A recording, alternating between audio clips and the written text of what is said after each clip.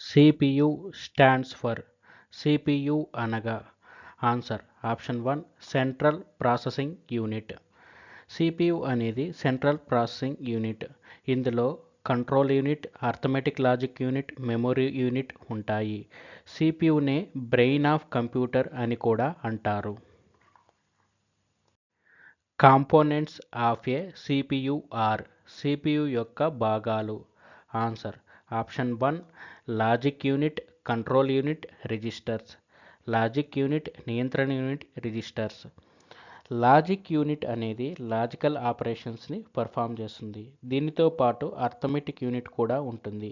ఈ రెండింటిని కలిపి ఏఎల్యు అంటారు, arithmetic logic unit. Next control unit. Input devices నుంచి మరియు ఏఎల్యు నుంచి వచ్చిన సూచనలకు ఎలా ప్రతిస్పందించాలో చెప్పేదే కంట్రోల్ యూనిట్. కంట్రోల్ యూనిట్లో ప్రాసెసర్ ఉంటుంది. Next registers.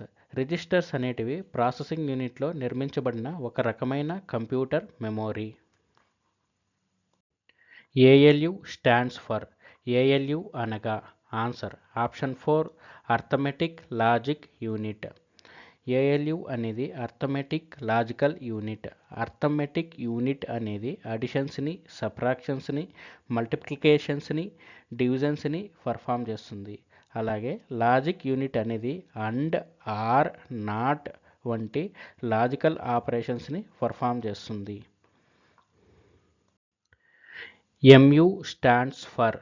ఎంయు అనగా answer option 2 memory unit. Memory unit అనేది సమాచారాన్ని నిల్వ చేయడానికి మెమొరీ యూనిట్ ఉపయోగపడుతుంది. కంప్యూటర్కి రెండు రకాల మెమొరీస్ ఉంటాయి. ఒకటి టెంపరరీ మెమొరీ, రెండు పర్మనెంట్ మెమొరీ. టెంపరరీ మెమొరీ అనేది ర్యామ్. మొదట మన డేటాని ర్యామ్లో స్టోర్ చేయబడుతుంది. అలాగే రెండోది పర్మనెంట్ మెమొరీ.